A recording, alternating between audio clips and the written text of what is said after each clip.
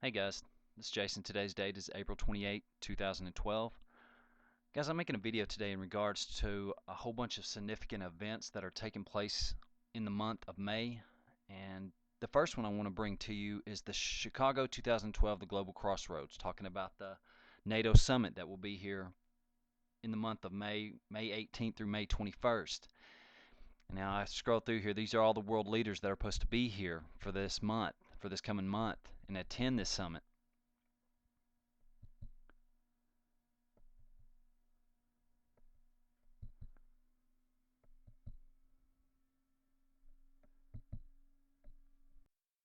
Here's a news article I bring you from Fox News, and the title of this article is Chicago Condos Residents Warned to Leave During NATO Summit, and it's dated for April 21st, 2012.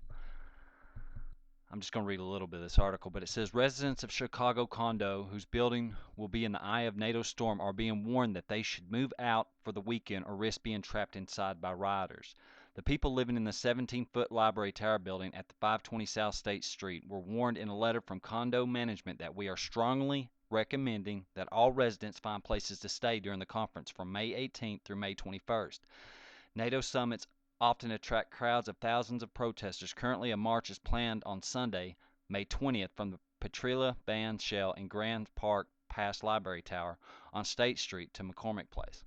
Now, guys, I'm gonna include a video here. I'll include this link to this as well in the info box, but I'm gonna show you a video what the news is talking about this NATO summit in regards to these evacuations and how serious they're taking it. Secret plan to evacuate Chicago in case of big trouble at the NATO summit next month.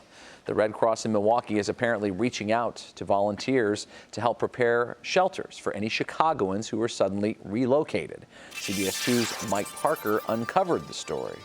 CBS 2 News has obtained a copy of Milwaukee area Red Cross emails sent out to volunteers. The message suggests a possible plan to evacuate residents of the city of Chicago during the NATO summit. The conference, the email says, may create unrest or another national security incident. The American Red Cross in southeastern Wisconsin has been asked to place a number of shelters on standby in the event of evacuation from Chicago. That surprise disclosure has some folks who live downtown on edge. A little unnerving?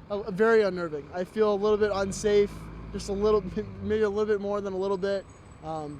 Doesn't make me feel like I want to be in the city during the NATO conference. I'm lost for words because I absolutely have no idea what that entails. According to a Wisconsin Red Cross spokesperson, the evacuation plan is not theirs alone. She told us, our direction has come from the city of Chicago and the Secret Service. However, officials at the Office of Emergency Management and Communication told us tonight the directive did not come from them. The Secret Service did not return our phone calls. The Chicago Red Cross office said only, we are supporting the city in their NATO planning. A union executive who's been training his members in preparation for the summit believes such a plan might be over the top. This could be a lot like Y2K, you know, a lot of hype and a lot of buildup. People will say that was it, you know, not a big deal. The idea of having to evacuate Chicago residents is, number one, a scary prospect, which could account for the reluctance to talk about it. Secondly, it's probably also highly unlikely. This seems to be a case of officials wanting every possible contingency plan on the table, just in case, Robin Kate. Still has to make people a little uneasy, nevertheless, though, Mike. You don't want to hear about possible evacuations, but they're planning. All right, guys, the second event I bring to you is we have a solar eclipse on May 20th, 2012, which is the same week as that NATO summit in Chicago. But I'm going to show you a NASA article in regards to this. All right, guys, here's an article from space.com issued by NASA. It says May 20th annual eclipse of the sun. The path of the annularity for this eclipse starts over eastern China and sweeps northeast across southern and central Japan. The path continues northeast then east, passing just south of Alaska's Aleutian Island chain. And then the path then turns to southeast, making landfall in western United States along California-Oregon coast. It will pass over central Nevada, southern Utah, northern Arizona, the extreme southwest corner of Colorado, and the most of New Mexico before coming to an end over northern Texas.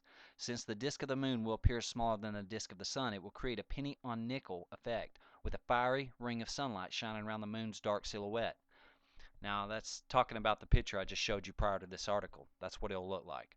And then down here it just gives the locations of where it'll be be able to be seen. Alright guys, here's the third event I wanted to bring to you, and it's talking in regard to the Russians coming to the U.S. The title of this article is "The Russians Are Coming, First Joint Top Gun Drills to be Held in U.S." Published April 25th, 2012. Now I can read all this article, but I'm just going to read a little bit of it.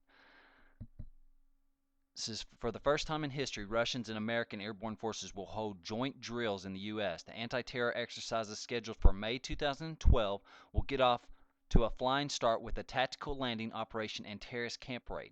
This is the first time such an event is being held. Russian Airborne Forces spokesman Colonel Alexander Kurchenko stressed announcing the plan. The Russian Airborne will contribute a special task group that will exercise with U.S. special weapons.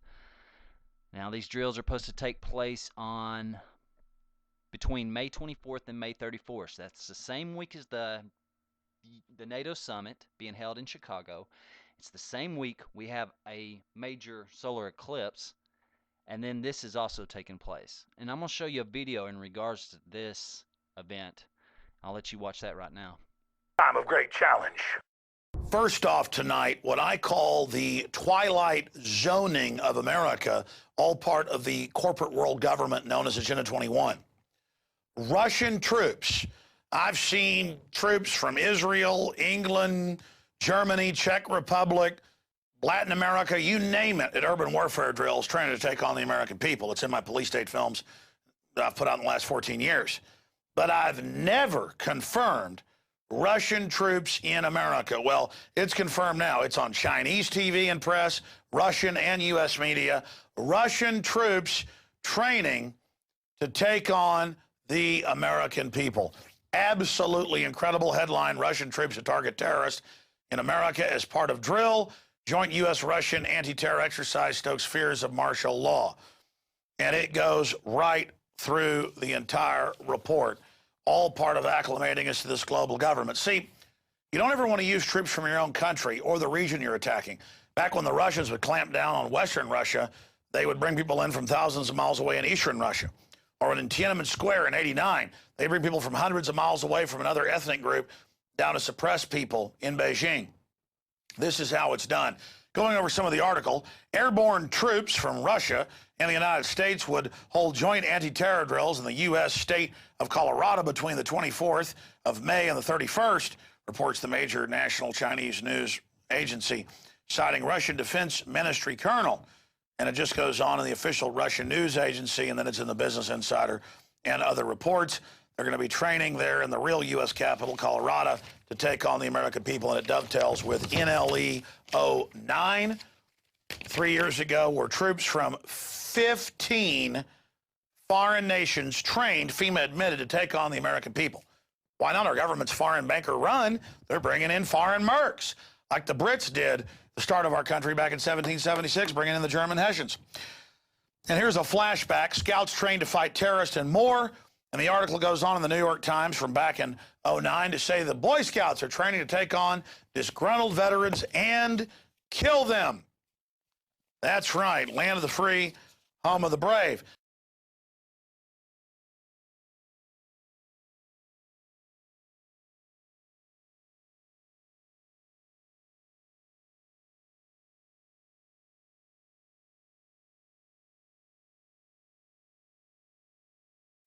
Alright guys, my fourth event I bring to you is Pentecost. It falls on Sunday, May 27th, 2012. It also falls in that time frame. Alright guys, my fifth event I bring to you is we have a lunar eclipse, blood moon, on June 4th, 2012. Now I'll show you an article from space.com in regards to this. Alright guys, it says June 4th, partial eclipse of the moon. This particular lunar eclipse favors the Pacific Ocean. Hawaii sees it high in the sky during the middle of its night. Across North America, the eclipse takes place during midnight and dawn. The farthest one goes, the closer the time of moonset coincides with the moment that the moon enters the Earth's dark umbrella shadow. And it just goes in here to talk about a little more in detail. Alright guys, the sixth event I bring to you is June 5th. rare transit of Venus across the sun. It says the passage of Venus in front of the sun is among the rarest of astronomical events, rarer even than the return of Halley's Comet every 76 years. Only 6 transits of Venus are known to have been observed by humans before in 1639, 1761, 1769, 1874, and 1882, and the most recently in 2004. The next one will occur in the year 2117, when Venus is in transit across the solar disk. The planet appears as a distinct, tiny, round, black dot in the diameter just 1/32 of the sun. The size is large enough to readily perceive with the naked eye. However, prospective observers are warned to take special precautions, as with the solar eclipse, when attempting to view the silhouette of Venus against the blindingly brilliant solar disk of the sun. Alright guys, here's my 7th event. This is an article from the Telegraph, but many of you are aware of when Leon Panetta came out on the news and pretty much threw Israel under the bus, telling the world when Israel was going to strike Iran.